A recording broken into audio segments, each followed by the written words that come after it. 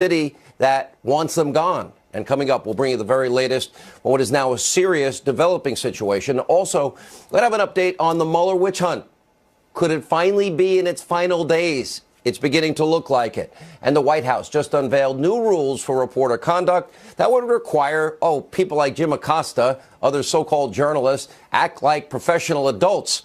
But don't hold your breath. The president may have outsmarted everybody in all this, and I'll explain. And also tonight, the election in Florida is finally officially over. There's a sore loser in Georgia who lost but doesn't want to kind of fully admit it. And we are continuing tonight to monitor the devastating wildfires in California tonight, a tragedy that could have and should have been prevented. Sit tight. A lot of news this Monday. We start with our breaking news opening monologue. All right, tonight, the crisis on our southern border is growing more serious. 3,000 migrants now have already arrived south of California's border, a number that is expected now to swell to more than 10,000. Tensions are now escalating in Tijuana, Mexico, where thousands have poured in, straining local resources and fueling conflict. And what the mayor there is calling a migrant tsunami that could last 6 months. Now, Mexican nationals are taking to the streets. They are standing up for their own borders and sovereignty, and they're telling the caravan to go home. And some are even literally backing and quoting President Trump. Take a look at this.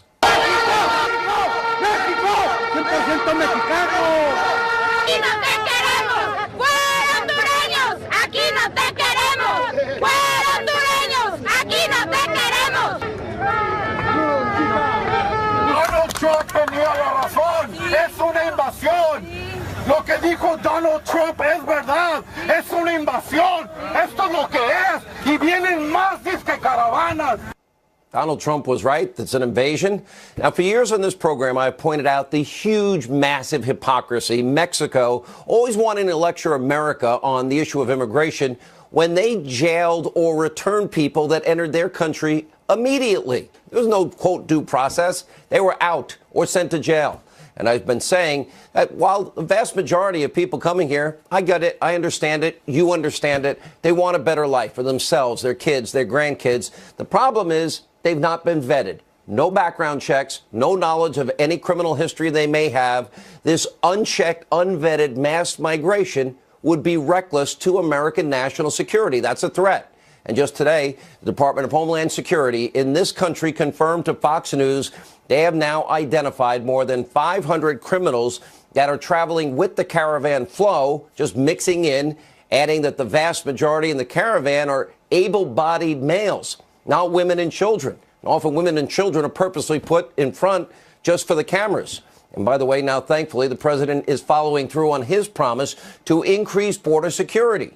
Promise made, promise kept. He tweeted out a picture of the revamped barbed wire fence near San Diego, vowing that there will be no, quote, climbers anymore under our administration. But remember, the situation would be so much different for everybody, so much safer for everybody if we had a law and people would respect our sovereignty and our borders and our rule of law. It would be safer for everybody on both sides. And of course, that wall can have a big door, as the president has often said.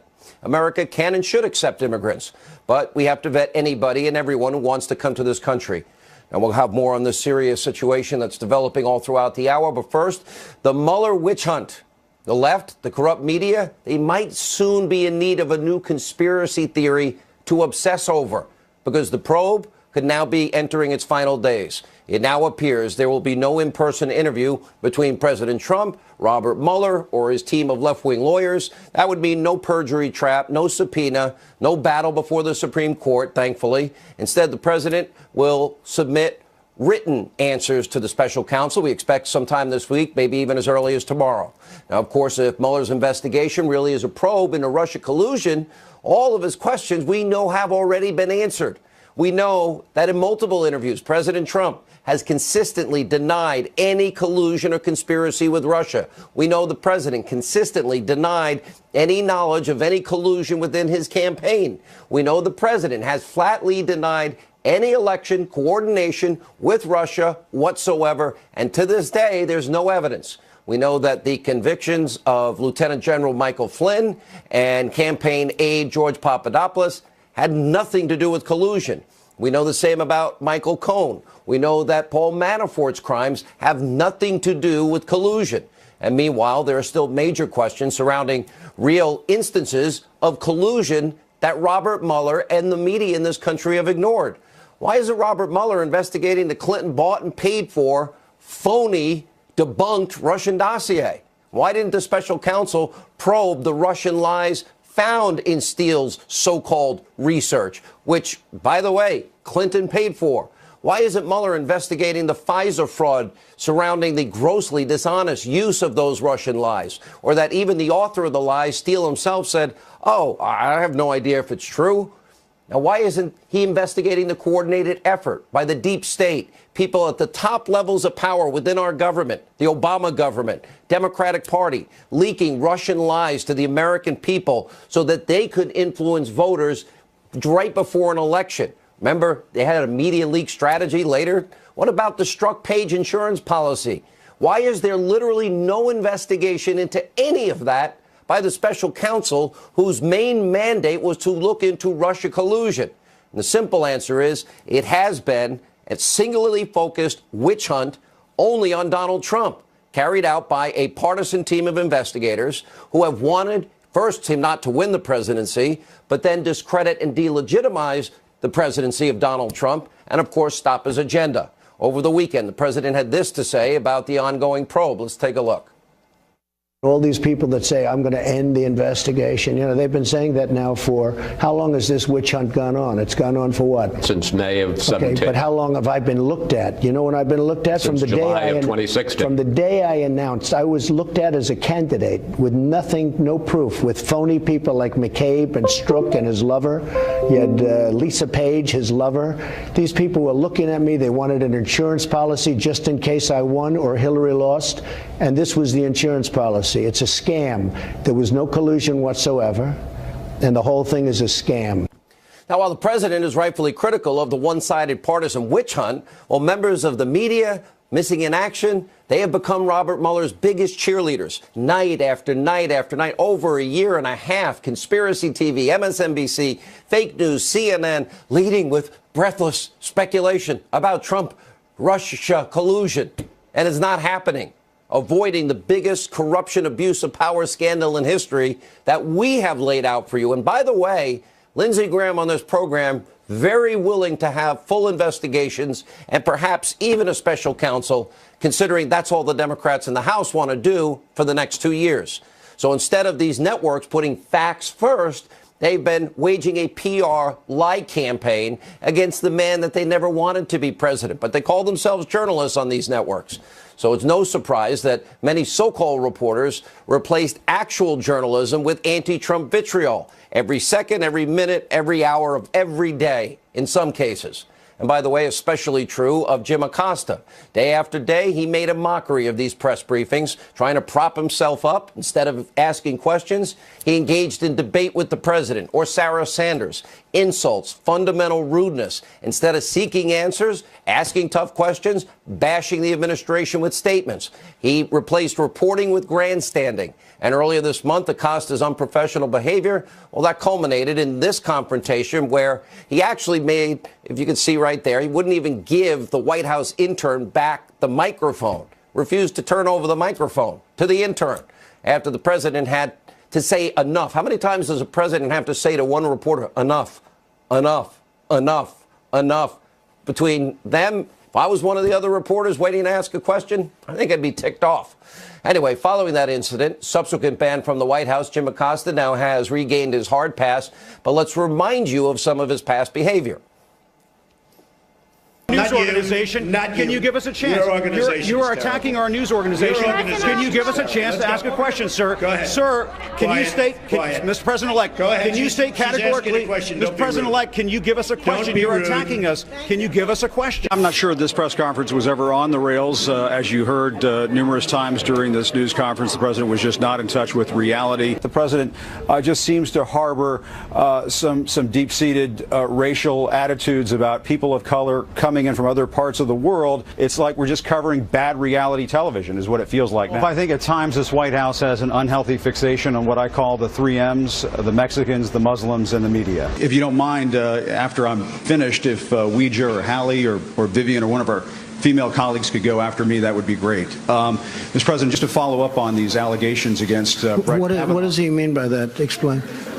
I'm going to move on. David, go ahead. The president's tone Jim, towards I'm the press. finished. Thank you. The president's tone towards the press obviously is not helpful at times, and I think that that's plain to see. It's part of the negotiation that we expect Congress to have. But you understand Democrats are saying that they may not be in favor of this kind of deal. That they say thanks, but no thanks for a wall. Jim, I'm not negotiating with you. I'm going to let Congress take care of that. Liberty Jim, has always Jim, been let me ask you a question. of hope to the world. Jim, for people to send Jim, do you believe people to this country? Jim, and they're not always going to speak English, Stephen. Jim, they're not do you believe always going to be highly skilled. They're not always Jim, going to be Jim, I appreciate your speech. I think we saw the president's true colors today, and I'm not sure they were red, white, and blue.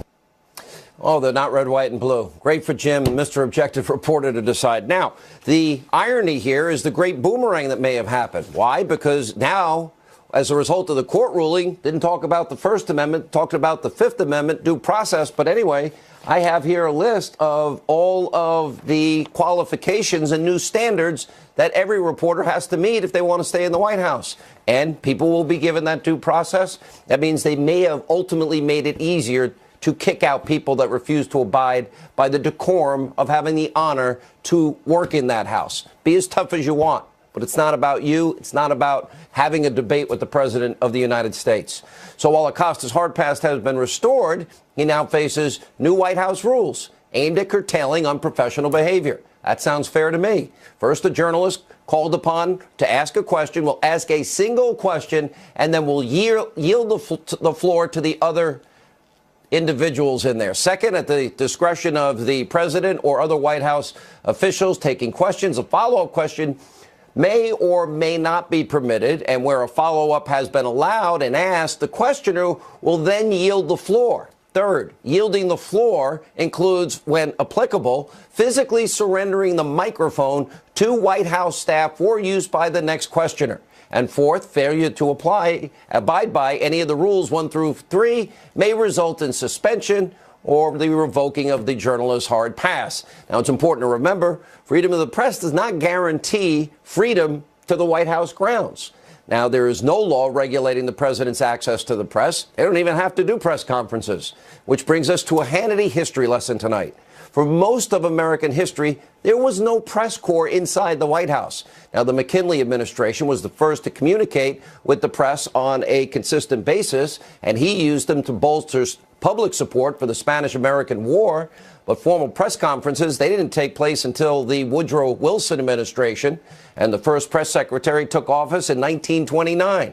And get this, press conferences were all off the record until the Eisenhower administration.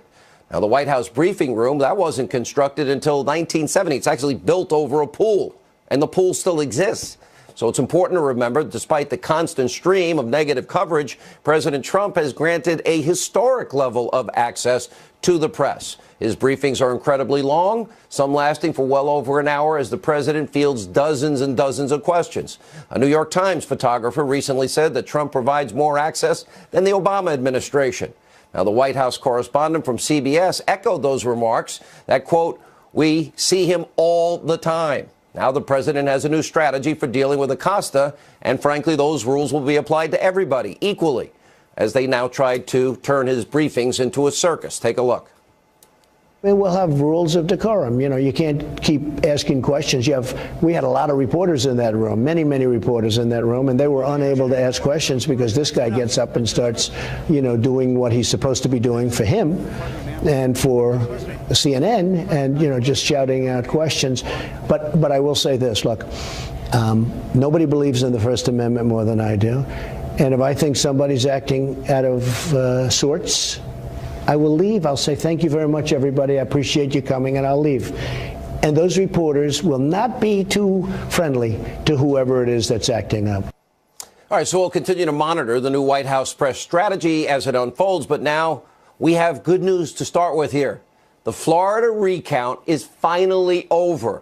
Andrew Gillum, Bill Nelson have now finally conceded. Rick Scott, the governor, is now the senator-elect from the great state of Florida. Ron DeSantis, congressman, will be Florida's next governor. And tonight, we don't yet know the cost of this year's Florida recount, but just 18 years ago, the 2000, that recount cost the taxpayers millions of dollars. Now, the colossal bill to taxpayers is not the only fallout from this year's Florida election mayhem. Broward County Supervisor of Elections, Brenda Snipes, she has now officially resigned from her post. Frankly, it's about time. She came under heavy fire after magically finding, tens of thousands of votes days after day after day after the election. And, of course, mixing dozens of invalid ballots with 200 valid ones. Her staff accidentally leaving a box of blank ballots in a rental car at an airport, and she missed her state's recount deadline by 2 minutes, invalidating the results that would have given another almost 800 votes to Rick Scott. Criminal investigation is now ongoing. Meanwhile, in the state of Georgia tonight, the election chaos does somewhat continue there. Now, Stacey Abrams refusing to officially concede last week, although she's acknowledged there's no real path to victory, also refusing to say that Brian Kemp is the legitimate governor of the great state of Georgia. Take a look. Is he the legitimate governor-elect of Georgia? He is the person who won an adequate number of votes but that's to become the governor of with all due respect, and I respect where you're coming from, and I respect the issues that you're raising. You're not answering the question. Do you think it was? You're not using the word legitimate. Is he the legitimate governor-elect of Georgia? He is the legal governor of Georgia. Legal, legitimate, conceded.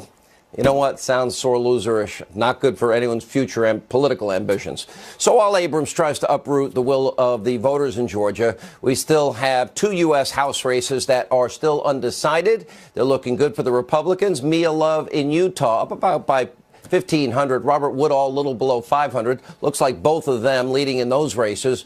All told, Democrats picked up, according to Fox News, 37 seats in the House. That is nothing compared to Presidents Obama and Clinton. Look at this. 2010, Obama's first midterm. Well, Democrats lost 63 House seats and 6 seats in the Senate. In 94, under Bill Clinton, his first midterm, Democrats lost 52 seats in the House, 8 in the Senate. So much for the blue wave. There is one critical Mississippi Senate race runoff coming up. The left is pulling out all the stops there to derail Cindy Hyde-Smith's chances in her runoff election.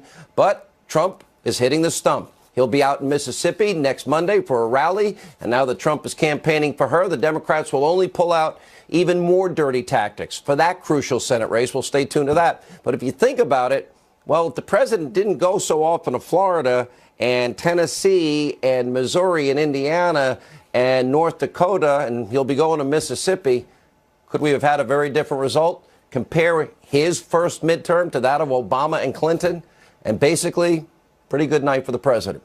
Now, we have to turn now to the horrific wildfires that continue to rip through the state of California tonight. This is horrible. The statewide death toll is now up to 80 people, and we have nearly 1,000 Californians missing. The devastation, as you can see, and the level of damage is beyond shocking. Billions and billions of dollars in damage, and the personal toll is beyond any description. This could and should have been prevented. Look at what the Wall Street Journal reported in their editorial board. Federal, state environmental protections have left California's drought-impacted forests vulnerable to these fires. Get this, in a 7-year period, 130 million trees have died in 7 years. The government is preventing them from being cleared. Well, how does that help stop forest fires? And according to the Journal, quote, the Endangered Species Act and the National Environmental Policy Act have hampered tree clearing, controlled burns, timber sales on federal lands. And the article goes on, quote, California also restricts timber harvesting, requires myriad permits and environmental impact statements to prune overgrown forests. Controlled maintenance in California's forests have got to now be a top priority. This has happened year in and year out. And the president, by the way, went to California this weekend. He and Jerry Brown are in agreement. The regulations need to change. The forests must be controlled and properly maintained so we can prevent loss of life, damaged property, lives uprooted. The government has to get off people's backs, and they have to come up with common sense policies so they can protect their state, their people, their homes, their families with better forest management. These fires cause far worse environmental damage than a controlled burn or timber excavation. And as I've said before, human lives, of course, are irreplaceable. And we do pray tonight, everyone in California, for all of them. Many people suffering tonight, many people scared, worried. They don't know where their families are. 1,000 missing people, 80 dead. When we come back, a live report on the migrant caravan, a huge showdown as we speak in Tijuana, Mexico. Plus, the former head of ICE, Tammy Bruce, will be here to discuss the crisis on the border. As this and much more continues, we're glad you picked Fox. We're glad you're watching Hannity.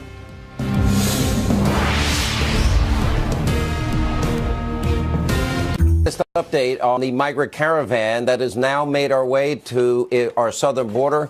Fox News Los Angeles correspondent Trace Gallagher is with us. Trace, a few thousand people now in Tijuana. Things look very tense.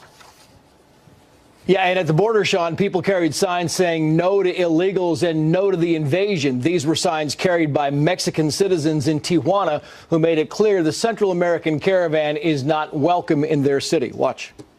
I'm not really in favor of them coming the way they did. You know, to me, it feels like they invaded, and that was not the correct way. But I know all of them are not like that.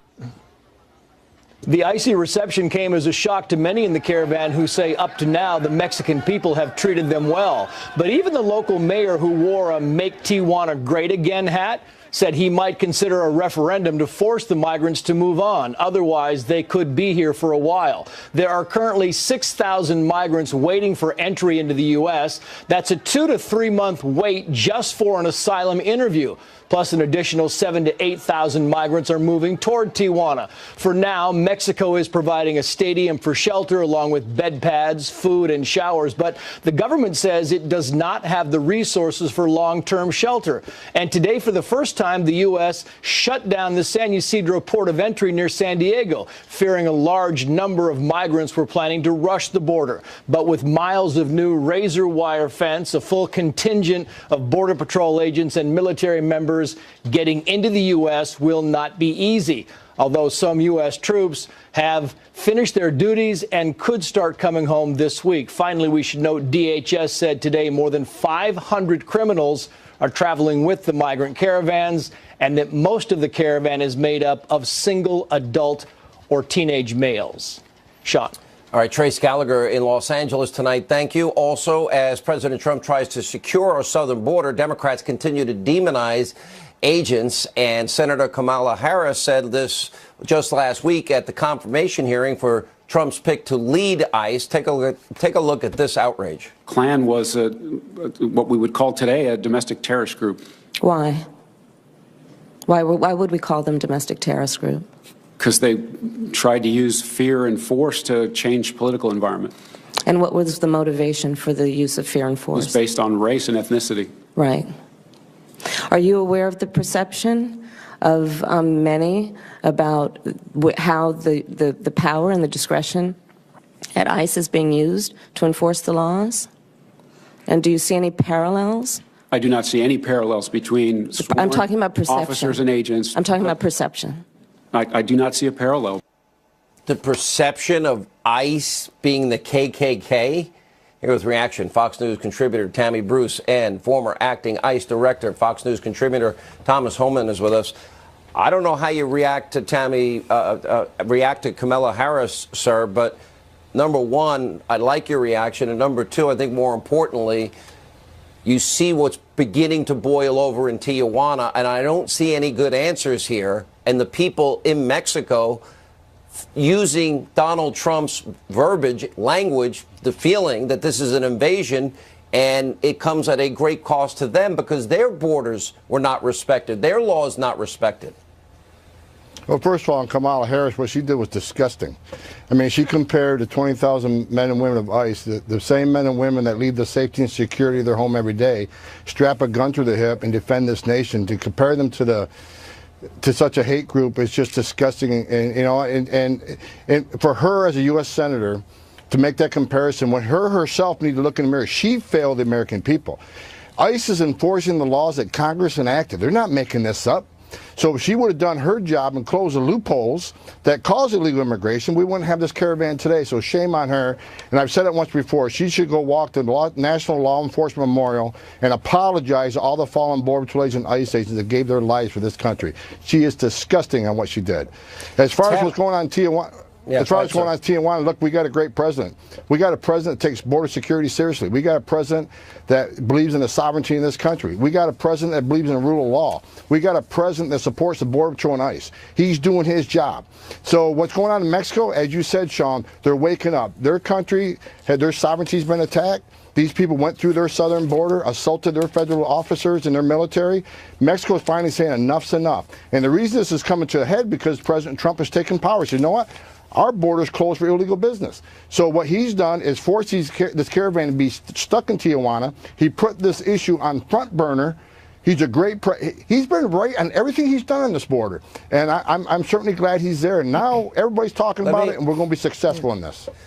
You know, Tammy, you got protesters in Tijuana erupting. Trump was right. This is an invasion. 500 criminals, our Department of Homeland Security point out, have mixed in with those that perhaps just want a better life, which I'm assuming. Mexico's not prepared to deal with any of this. And now it's gotten to the point we've got thousands of people and no place to go, which was being laughed at by people like Barack Obama and Democrats before the election. This is just fear-mongering. Apparently, it doesn't look like it. Yeah, it doesn't. And look, a lot of those people, we think it's possible, moved to try to access the United States through Tijuana because the drug cartels are unhappy because of the most rudimentary steps we've actually taken. Razor wire, some, impediments at the border to keep people from being able to come over has affected the ability to move drugs into the country. Imagine the success we'd have if there was a wall. 64,000 deaths from heroin and other opioid overdoses, but primarily heroin in this country in 2016. 64,000 dead Americans. At the very least, that's the reason why we should secure the border in this regard. And regarding Kamala Harris, speaking about the drug trafficking into the interior, ICE is the organization that saves lives, that protects the lives of the immigrant communities, legal and illegal. It doesn't matter. When they deal with MS-13, the sex trafficking, the drug trafficking, the efforts to kidnap children, to force them into the gangs, to force them into drug abuse, it is ICE that gets the criminals who are stopping that activity. And for Kamala Harris to suggest that those individuals who risk their lives to save the lives of the immigrant communities and also the lives of people in the urban areas is obscene, and it highlights the fraud that the Democrats are now, and especially the women who are claiming to be feminists leading that party. They are condemning girls and women in the process of this rhetoric to create more divisions. We should all reject it. All right, powerful. Tammy, thank you. Thomas, thank you. All right, a lot more news tonight. President Trump taking matters now into his own hands about the questions Mueller wants to answer. Sarah Carter, Greg Jarrett, Alan Dershowitz also tonight. Hollywood threatening to boycott the state of Georgia. You won't believe the ridiculous reason why. Duck Dynasty's Willie Robertson, Dan Bongino, all coming up as we continue.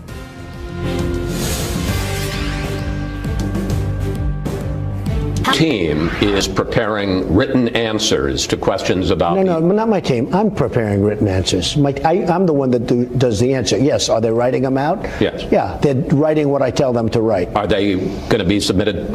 At some point very soon, yes. I've completed them. So you are submitting. And it wasn't a big deal. By the way, it wasn't a big deal. The questions were asked and answered. It wasn't a big deal. You know, they make it like I had meetings for many, many hours. I got the questions. I responded. We wrote them out. I read them once. I read them a second time. We made some changes. That's it. They're very simple. You know why? I did nothing wrong. President Trump this weekend on Fox News Sunday discussing the written answers that he will provide to the Mueller investigation. Is this now the beginning of the end? Here with reaction.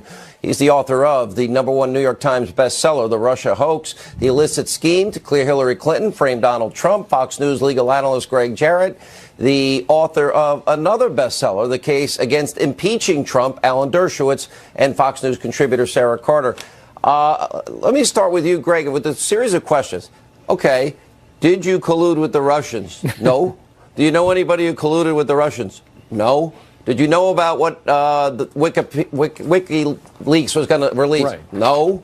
I mean, what else is there to ask? Because it's only about that, not about obstruction. Yeah, you're right. Anything he did after he took office plus obstruction is off the table, which means there really are a limited number of questions. Frankly, it should have taken about 5 or 10 minutes to answer them. He might be questioned about the Trump Tower meeting. Did you know in advance about it? Not that I recall. That's what he has said ad nauseum. Look, 1.4 million documents were provided by the White House. 20 people, including 4 members of the White House counsel's office, were made available to Special Counsel Robert Mueller. Additional individuals from the campaign were also made available. So, and this president has been very open and has voiced his sentiments about this. So, frankly, Mueller knows everything. You know, let me go to you, Professor Dershowitz, because in many ways, this is good news because we had discussed the possibility of a subpoena fight, the president having to go before a grand jury. Would have been, I think, bad for the country. Yep. You have been very outspoken about it. I think you were right on that. And I also have to believe that we did actually have all that we discovered about a fixed investigation into Hillary. In other words, they were writing the exoneration. They never interviewed her months before. They were writing the exoneration. Then, of course, the fraudulent Russian dossier that was leaked to the American people to influence the election and then used later to help discredit and delegitimize Donald Trump's victory. There is Russia information that they ignored here, which shows to me a bias, a complete double standard. Well, I think the striking example of the bias is Rod Rosenstein still being in charge of the investigation. He is the main witness for the defense. If there's any discussion at all in the report of any allegation of obstruction of justice, the defense is what Rod Rosenstein said it was okay. He told me to do it. It was his idea. He wrote the memo. How can you both be in charge of the investigation and the main witness for the defense? As far as the written questions are concerned, what I think is going to happen once the questions are submitted is the Mueller team will go through them with a fine-tooth comb and see if there's any contradictions to anything said by any other witnesses, because the whole purpose of having him answer questions, whether orally or in writing, is a perjury trap. And I think the written questions make it much, much harder for President Trump to fall into any kind of a perjury trap. And remember, you can fall into a perjury trap even if you tell the complete truth. All you need is somebody who contradicts you, who a prosecutor believes, and then you're in the perjury trap. And Sarah, from a news standpoint, does that mean, I think Lindsey Graham was pretty clear in saying that, you know, the Hillary email investigation might then begin again, especially if the Democrats want to spend the next 2 years investigating this for the 400th year.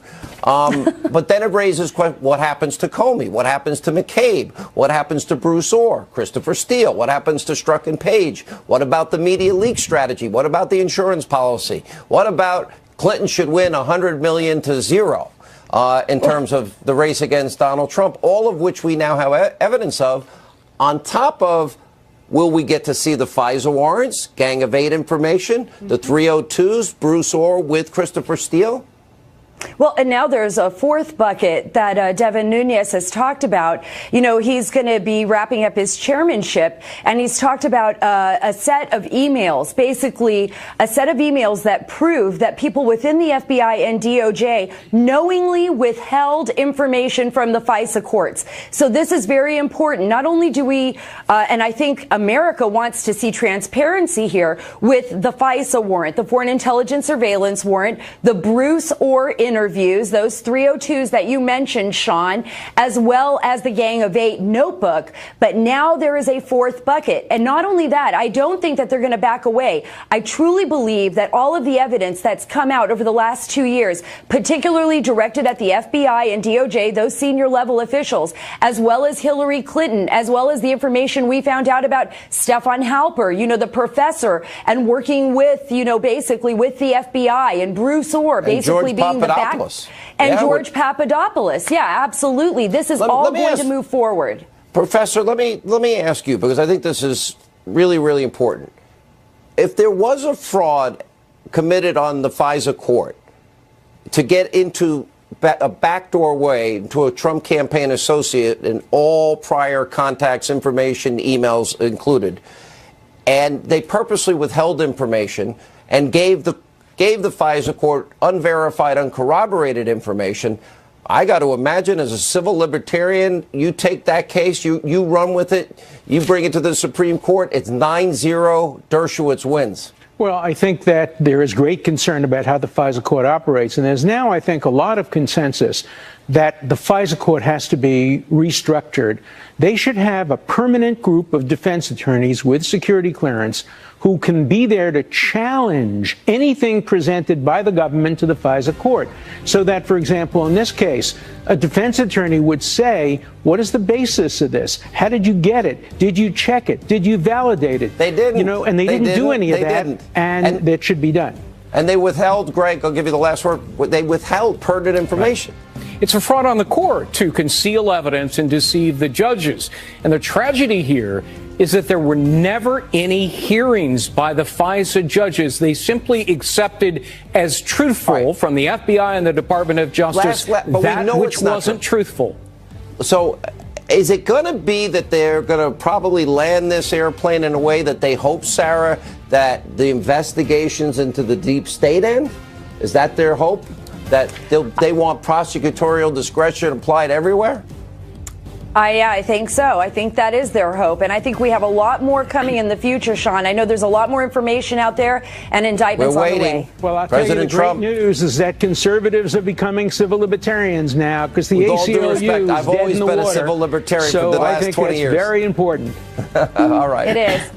Good to see you all. This is going to get interesting. All right, when we come back, Duck Dynasty's Willie Robertson, Dan Bongino, Hollywood in the Trump era. You won't believe the latest. That's straight ahead.